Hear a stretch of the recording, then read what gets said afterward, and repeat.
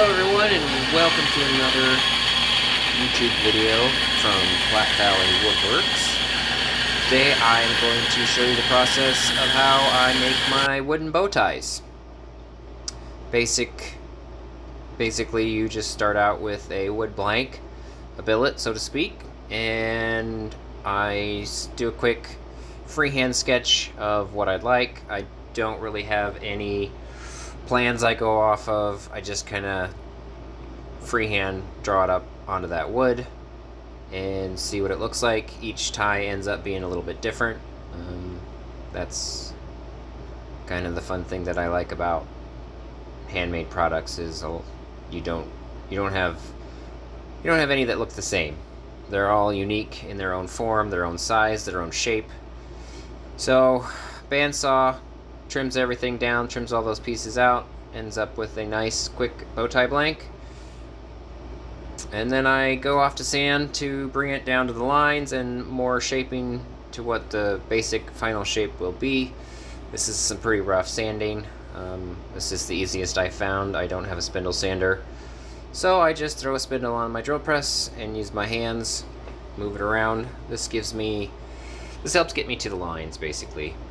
Again, rough sanding, rough mock-up right now. Nothing too spectacular. Now it's over to my disc sander. This is a disc sander I made out of the lathe. Disc that I can attach to it that I made out of plywood in one of my chucks. So I just basically curve the edges over on this. I gave myself a nice little bench that I made so that I can keep things kind of level and flat. You just kind of general shape, quick once over with that, and then we will take the bench away and we'll do some more sanding that way. But for right now, I mean, that's just generally getting that edges smoothed and flat, getting rid of all the saw marks. Now we've taken the bench away, as you can see, and this is flattening out. I'm going to flatten it out on both sides, and then we'll bring that billet down to a nice usable thickness, and then I can start making the shape. Generally speaking, I do put kind of a round shape to the face of my ties. Gives them a little bit of a dimension. Now we're back onto the drill press. Gonna give it a little bit more round over on the edges just to smoothen it out a little bit. Again, this is all mechanical sanding. Very rough, very unprecise, so to speak. So I'm just trying to get as much wood removed from the process as I can. Get rid of as many saw marks as I can. I'm just gonna bring those edges down a little bit. Take the sharpness off the corner.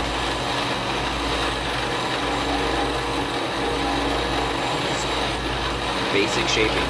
The main shaping and the final shaping is gonna come pretty much by hand. Now we've really working on some more of those roundovers there. Just getting it to where it needs to be.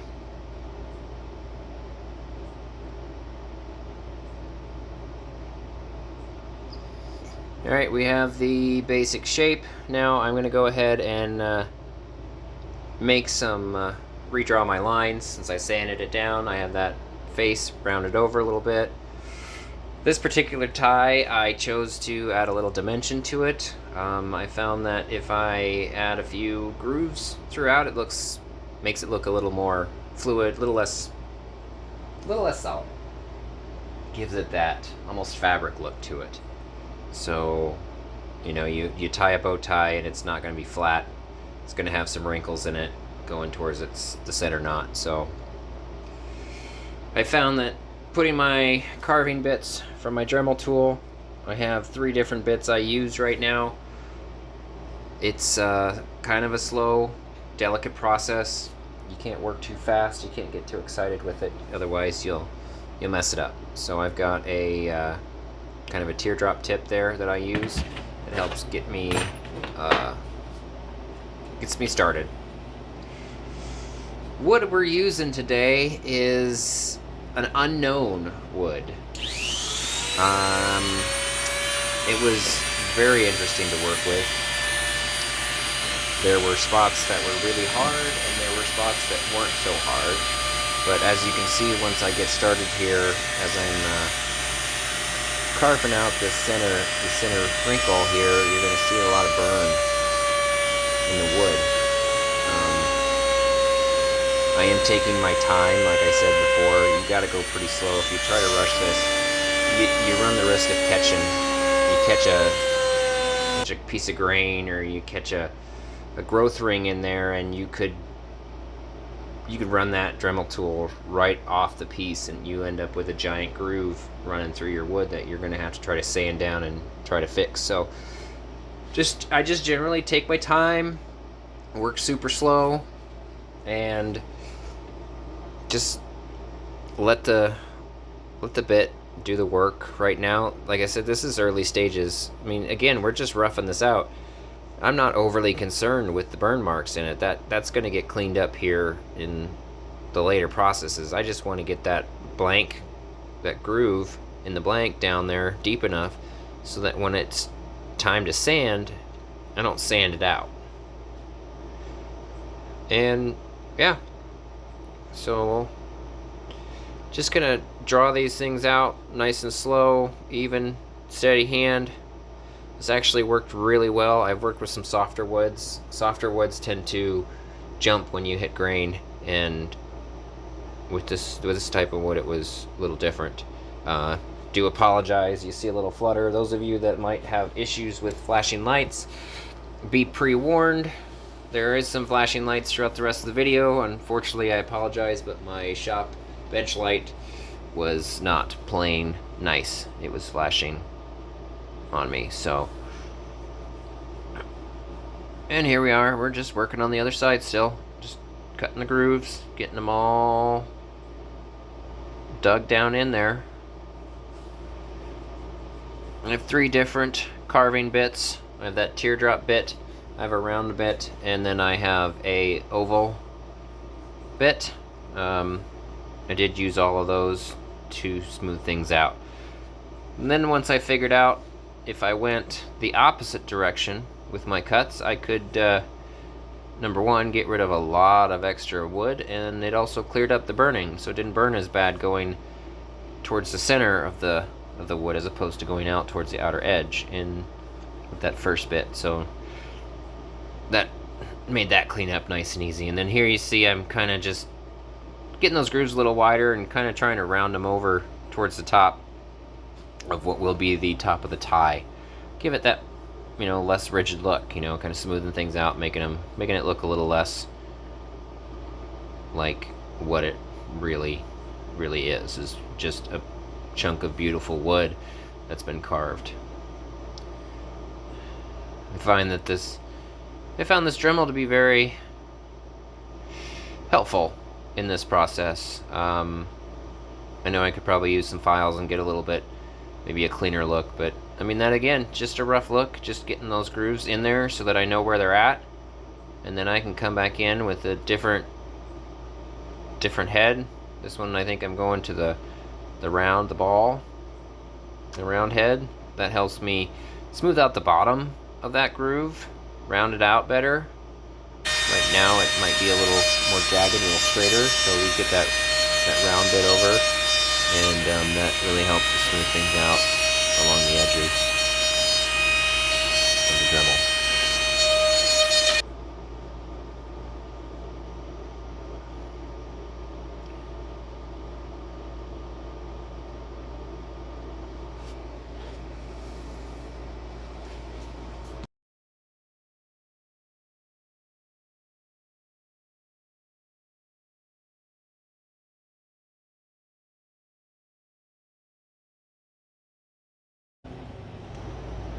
Now I pull out my smallest sanding attachment for this rotary tool, and I hadn't tried this before, but it worked out really well, especially in larger chunk of wood to help really smooth out and round over those edges. I had issues doing it this way as I ran up and down the grooves. I wheel in about three discs of sandpaper in there. One actually flew right off as I was using it and shot across the shop. I was not expecting it to do that. They just basically kind of must have caught on stuff and just came flying apart. But it helped. I went to just using that as more of a let's round over the edges and clean up the sides, as opposed to trying to get down into each individual groove. And it also helps to polish up the edges. Not so much polish, but just round them over, get it to look smoother. And obviously I can't hold on to anything.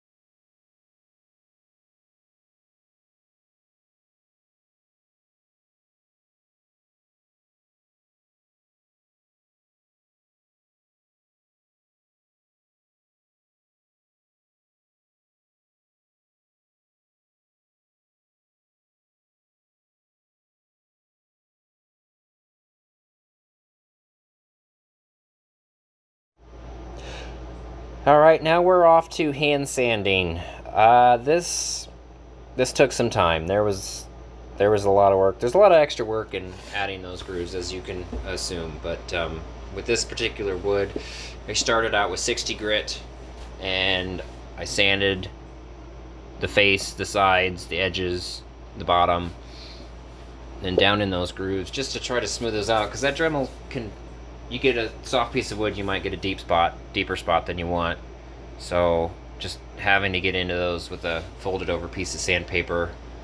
Eventually I utilized a hand tool, plastic piece that has sandpaper wrapped around it. But this wood was very interesting. I'm not sure the variety of tree it came off of, but I was getting some pretty good shine down in those grooves. You can kind of see the little bit of shine down in there. That was on 60 grit sandpaper, and it almost polished that wood up on 60 grit. Yeah, there was still some deep grooves in there, but I was just surprised to see that smooth out so well at such a high grit. So, you start at 60 grit, you work your way up, and I sanded this thing all the way up to 800, 60, 80, 120, 220, 330, I believe it was. Yeah, 320, and then 600 and 800 grit sandpaper. Took my time. It's pretty strenuous on the joints, but this was sanded up to, I believe this got sanded up to 220 at this point. I threw some water on it to try to clean it up, and man, that grain just really showed up all the nifty neatness of it.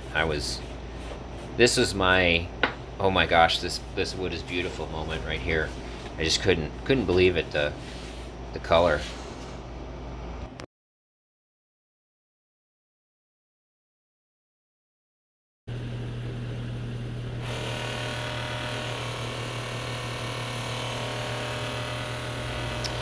Once I got it fully sanded to where I was happy, like I said, I sanded it up to 800 grit, and then I brought it over to my buffing wheel. I have some buffing compound. This is the black stuff that I have. It's extra coarse, and I probably could have just left it at that, but I did go through all the different different compounds I had up to my superfine by the time it's all finished. But so yeah, I just threw it on the buffing wheel and started buffing to it, and the color showed up. It just really started to pop with that. And once I get done with this first polish on it, I couldn't believe how beautiful things looked. So I just left it alone. I didn't put anything else on it. I didn't put any oil on it. I didn't put any paste wax on it. I didn't put any urethane or poly on it or nothing. I just leaving this wood raw, because it just looks, once it was polished up, this thing is smooth as glass and just beautiful. I hated to risk ruining it by adding anything else to it. Alright everybody, thanks for watching. I appreciate it. If you haven't subscribed yet, go ahead and hit that subscribe button. Give this video a like. Thanks for watching. We'll see you in the next one.